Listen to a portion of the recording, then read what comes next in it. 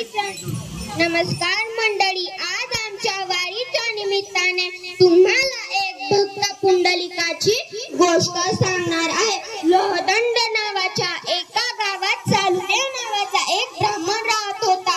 त्याला एक मुलगा होता, त्याचे नाव पुंडलिक होते। पुंडलिकाला त्याचे आई वडील नकोसे झाले होते, पण एकदा काशी यात्रेला गेल्यावर त्याचे डोळे उघडले आणि तो एक मोठा मातृपितृ भक्त झाला। तो इतका मोठा भक्त झाला की त्याची ख्याती सगळीकडे पसरू लागली आणि लोक त्याची उदाहरणे देऊ लागली। पुंडलिकाची परीक्षा घ्यायला हवे। पुंडलिक झोप, आता किती रात्र झाली? नाही आई, तुम्ही झोपेपर्यंत मी झोपणार नाही। अरे बाळा, किती सेवा करशील? अहो बाबा, तुमची सेवा करण्यात मला आनंद होतो।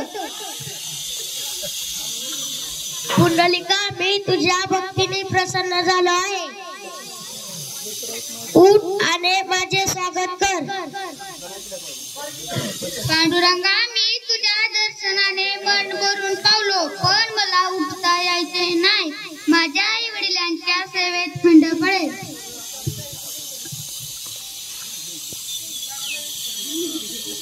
पुंडलिका, म्हणजे मी असेच इथे उभे राहायचे का?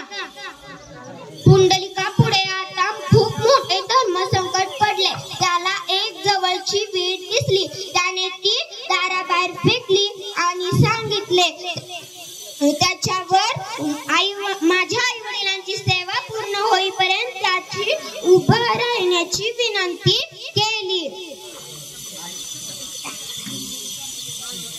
क्षमा करा पांडुरंगा, मी तुम्हाला असे इथे दारात उभे केले।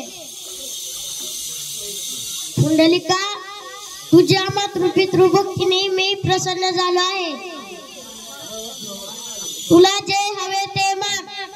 मला काही नको, मला काही नको। तू जसा इथे उभा आहे तसा तू भक्तांसाठी उभा राहा।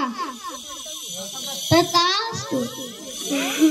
तर अशा या पुंडलिकामुळे पांडुरंगाला 28 युगे कमरेवर हात ठेवून उभे